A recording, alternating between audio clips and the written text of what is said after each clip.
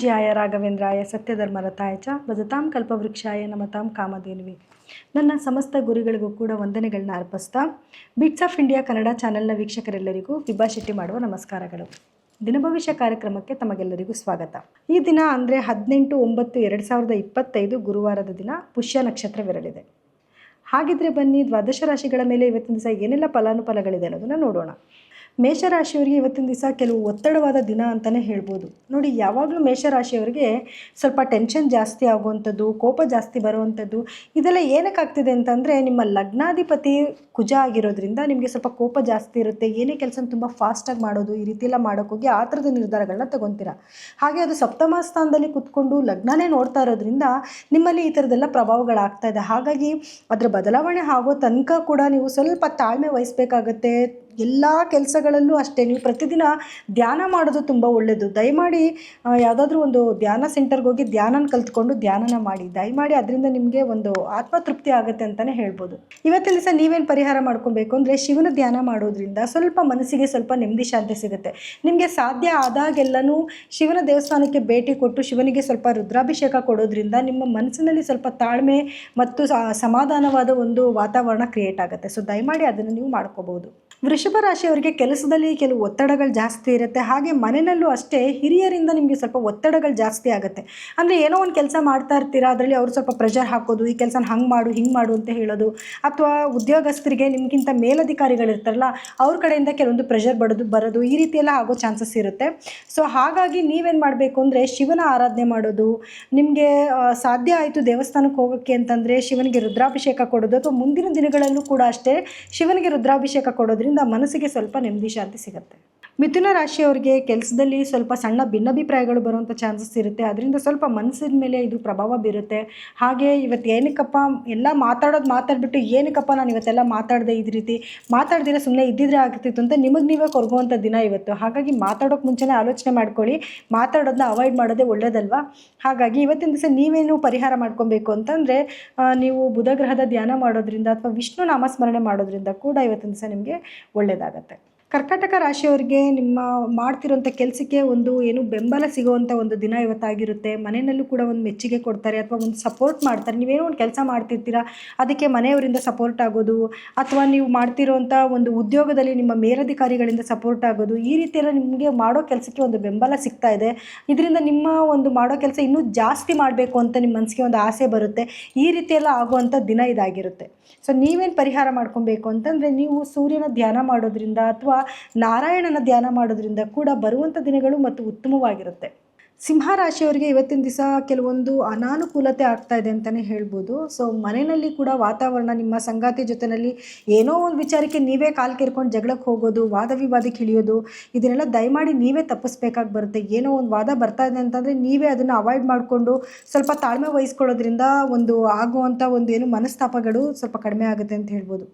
ಇವತ್ತು ಕೆಲಸದಲ್ಲೂ ಅಷ್ಟೇ ನಿಮಗೆ ಕೆಲವೊಂದು ಸವಾಲುಗಳು ಎದುರಾಗುವಂಥ ಚಾನ್ಸಸ್ ಇರುತ್ತೆ. ಸೊ ನಿಮಗೆ ಅದ್ರ ಮೇಲೆ ಏನು ಪರಿಣಾಮ ಏನು ಯಾರೊಬ್ರು ಏನೋ ಮಾತಾಡ್ತಿದ್ದಾರೆ ತಿರುಗಿಸಿ ನಿಮ್ಗೇನೋ ಹೇಳೋಕ್ಕಾಗದೇ ಇರೋಂಥ ಒಂದು ಪರಿಸ್ಥಿತಿಗೆ ನೀವು ಸಿಲ್ಕೊಳ್ಳೋಂಥ ಸಾಧ್ಯತೆಗಳು ಜಾಸ್ತಿ ಇದೆ. ಹಾಗಾಗಿ ಇವತ್ತಿನ ದಿವಸ ನೀವೇನು ಪರಿಹಾರ ಮಾಡ್ಕೊಬೇಕು ಅಂತಂದರೆ ಯಾವಾಗಲೂ ಸೂರ್ಯಗ್ರಹದ ಧ್ಯಾನ ಮಾಡ್ತಿರೋ ಅಂತ ನೀವು ಇವತ್ತಿನ ದಿವಸ ನೀವು ಚಂದ್ರನ ಧ್ಯಾನ ಮಾಡಬೇಕಾಗತ್ತೆ. ಬೆಳಗ್ಗೆನೇ ನೀವು ಚಂದ್ರನ ಮನಸಾರೆ ಒಂದು ಚಂದ್ರನ ನೆನಪಿಸ್ಕೊಂಡು ಅವರ ಧ್ಯಾನ ಮಾಡಿಕೊಂಡು ಅಥವಾ ಚಂದ್ರಗ್ರಹದ ಬೀಜ ಮಂತ್ರನ ಜಪ ಮಾಡಿಕೊಂಡು ಹೋಗೋದ್ರಿಂದ ಸ್ವಲ್ಪ ಮನಸ್ಸಿಗೆ ತಾಳ್ಮೆ ಮತ್ತು ನೆಮ್ಮದಿ ಸಿಗುತ್ತೆ ಅಂತ ಹೇಳ್ಬೋದು. ಕನ್ಯಾ ರಾಶಿಯವರಿಗೆ ಇದು ಒಂದು ಯಶಸ್ಸು ಸಿಗುವಂಥ ದಿನ ಅಂತಲೇ ಹೇಳ್ಬೋದು. ನೀವು ಮಾಡ್ತಿರೋಂಥ ಕೆಲಸದಲ್ಲಿ ಯಾವುದೋ ಒಂದು ಸಪೋರ್ಟ್ ನಿಮಗೆ ಸಿಗ್ತಾ ಇದೆ, ಆ ಕೆಲಸದಲ್ಲಿ ಒಂದು ಯಶಸ್ಸು ಸಿಗ್ತಾ ಇದೆ, ಒಂದು ಅಭಿವೃದ್ಧಿ ಆಗ್ತಿದೆ ಅಂತಲೇ ಹೇಳ್ಬೋದು. ಹಾಗೆ ನಿಮಗೆ ಹೊಸ ಹೊಸ ಉದ್ಯೋಗ ಅವಕಾಶಗಳು ನಿಮ್ಮನ್ನು ಹುಡ್ಕೊಂಡು ಬರ್ತಾ ಇದೆ. ಹಾಗಾಗಿ ಮನಸ್ಸಿಗೆ ಸ್ವಲ್ಪ ನೆಮ್ಮದಿ ಮತ್ತು ಸಂತೋಷ, ಒಂದು ಆಹ್ಲಾದಕರವಾದ ದಿನಗಳಿವತ್ತು ಅಂತಲೇ ಹೇಳ್ಬೋದು. ಹಾಗೆ ಇವತ್ತಿನ ದಿವಸ ನೀವೇನು ಮಾಡ್ಕೊಬೇಕು ಅಂತಂದರೆ ಶುಕ್ರಗ್ರಹದ ಧ್ಯಾನ ಮಾಡೋದ್ರಿಂದ ಹಾಗೂ ಬಿಳಿಯ ಬಣ್ಣದ ಹೂವುಗಳನ್ನ ದೇವಿಗೆ ಅರ್ಪಿಸೋದ್ರಿಂದ ಇವತ್ತಿನ ದಿವಸ ನಿಮಗೆ ಮಾಡೋ ಕೆಲಸಗಳಲ್ಲಿ ಒಂದು ಉತ್ತಮವಾದ ಫಲಿತಾಂಶ ಸಿಗುತ್ತೆ. ತುಲಾ ರಾಶಿಯವರಿಗೆ ಇವತ್ತಿನ ದಿವಸ ಒಂದು ಲಾಭದಾಯಕವಾದ ದಿನ ಅಂತಲೇ ಹೇಳ್ಬೋದು. ಇವತ್ತು ಯಾವುದೋ ಒಂದು ಕೆಲಸದ ಬಗ್ಗೆ ಒಂದು ಗಟ್ಟಿ ನಿರ್ಧಾರ ತಗೊಳ್ಳೋವಂಥ ದಿನ ಇದಾಗಿರುತ್ತೆ. ಹಾಗಾಗಿ ಆ ನಿರ್ಧಾರದಿಂದ ಕೂಡ ನಿಮಗೆ ಒಳಿತೇ ಆಗ್ತಾ ಇದೆ ಅಂತ ಹೇಳ್ಬೋದು. ಸೊ ತಗೊಳ್ಳೋಂಥ ನಿರ್ಧಾರನ ಯೋಚನೆ ಮಾಡಿ ತಗೊಳ್ಳಿ, ಅದರಿಂದ ನಿಮ್ಮ ಫ್ಯೂಚರ್ಗೂ ಕೂಡ ಅದರಿಂದ ಬೆನಿಫಿಟ್ ಆಗ್ತಾ ಇದೆ. ಹಾಗೆ ಇವತ್ತಿನ ದಿವಸ ನೀವೇನು ಮಾಡ್ಕೊಬೇಕು ಅಂತಂದರೆ ಬಿಳಿಯ ಬಣ್ಣದ ಸಿಹಿನ ದಾನ ಮಾಡೋದ್ರಿಂದ ಬರುವಂಥ ನೆಗೆಟಿವಿಟಿನ ತಪ್ಪಿಸ್ಬೋದು. ವೃಶ್ಚಿಕ ರಾಶಿಯವರಿಗೆ ಇವತ್ತಿನ ದಿವಸ ಸವಾಲುಗಳ ಜೊತೆಗೆ ಒಂದು ಯಶಸ್ಸು ಕೂಡ ಸಿಗ್ತಾ ಇದೆ ಅಂತ ಹೇಳ್ಬೋದು. ನೀವೇನಿವತ್ತು ಕಠಿಣ ಪರಿಶ್ರಮ ಮಾಡ್ತಾ ಇದ್ದೀರಾ ಅದ್ರ ತಕ್ಕ ಪ್ರತಿಫಲ ನಿಮ್ಗೆ ಸಿಗ್ತಿದೆ ಅಂತ ಹೇಳ್ಬೋದು. ಏನೇ ಸವಾಲುಗಳು ಬಂದರೂ ಕೂಡ ಅದನ್ನು ನೀವು ನಾನು ಮಾಡೇ ಮಾಡ್ತೀನಿ ಅನ್ನೋವಂಥ ಒಂದು ದೃಢ ಸಂಕಲ್ಪ ಇಟ್ಕೊಂಡು ಮಾಡೋದ್ರಿಂದ ಖಂಡಿತವಾಗ್ಲೂ ನಿಮಗೆ ಯಶಸ್ಸು ಸಿಗ್ತಾ ಇದೆ. ಹಾಗೆ ಇವತ್ತಿನ ದಿವಸ ನೀವೇನು ಪರಿಹಾರ ಮಾಡ್ಕೋಬೇಕು ಅಂತಂದರೆ ದುರ್ಗಾದೇವಿಯ ಆರಾಧನೆ ಮಾಡೋದ್ರಿಂದ ಅಥವಾ ದುರ್ಗಾದೇವಿನ ಮನಸ್ಸಿನಲ್ಲಿ ನೆನೆಸ್ಕೊಳ್ಳೋದ್ರಿಂದ ಕೂಡ ನೀವು ಮಾಡೋ ಕೆಲಸದಲ್ಲಿ ಯಶಸ್ಸು ಸಿಗುತ್ತೆ.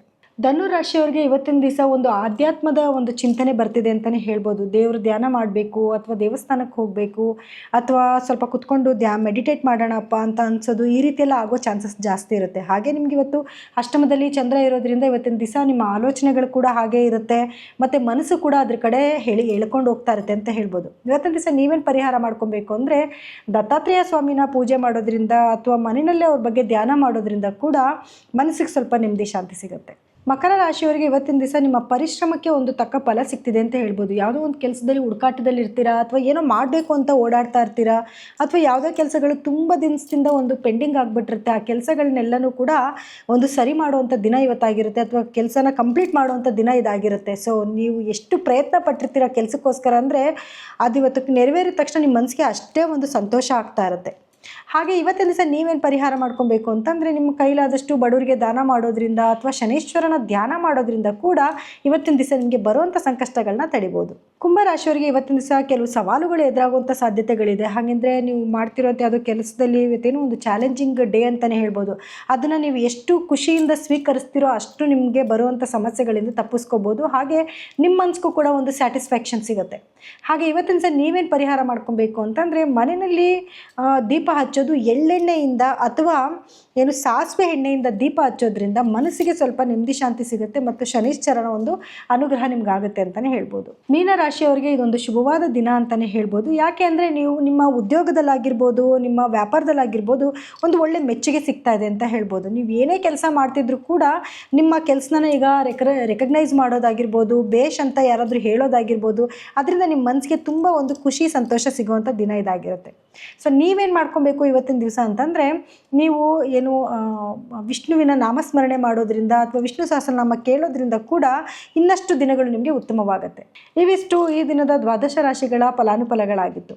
ಹಾಗೆ ನಾಳಿನ ದಿನ ಭವಿಷ್ಯ ಕಾರ್ಯಕ್ರಮದಲ್ಲಿ ಮತ್ತೆ ನಾನು ನಿಮಗೆ ಭೇಟಿ ಮಾಡ್ತೀನಿ. ಆದರೆ ಅದಕ್ಕೂ ಮುಂಚೆ ನಮ್ಮ ಚಾನಲ್ನ ಯಾರೆಲ್ಲ ಇನ್ನೂ ಸಬ್ಸ್ಕ್ರೈಬ್ ಮಾಡಿಲ್ಲ ದಯಮಾಡಿ ಸಬ್ಸ್ಕ್ರೈಬ್ ಮಾಡ್ಕೊಳ್ಳಿ. ಹಾಗೆ ಅದರಲ್ಲಿ ಬರುವಂಥ ಕೆಲವೊಂದು ಉಪಯುಕ್ತ ಮಾಹಿತಿಗಳನ್ನ ನಿಮ್ಮ ಜೀವನಕ್ಕೆ ಅಳವಡಿಸ್ಕೊಳ್ಳಿ. ಹಾಗೆ ಯಾರೆಲ್ಲ ನಿಮ್ಮ ಜಾತಕಗಳನ್ನ ಪರಿಶೀಲನೆ ಮಾಡಿಸ್ಕೋಬೇಕು ಅಂತಿದ್ದೀರೋ ಕೆಳಗಡೆ ಸ್ಕ್ರೋಲ್ ಆಗ್ತಿರೋ ನಮ್ಮ ನಂಬರ್ಗೆ ಕರೆ ಮಾಡಿ ನಿಮ್ಮ ಜಾತಕನ ಪರಿಶೀಲನೆ ಮಾಡಿಸ್ಕೋಬೋದು. ಇನ್ನು ಕಾರ್ಯಕ್ರಮ ಮುಗಿಸೋಂಥ ಸಮಯ ಇದಾಗಿದೆ. ಎಲ್ಲರಿಗೂ ಕೂಡ ನನ್ನ ಧನ್ಯವಾದಗಳು.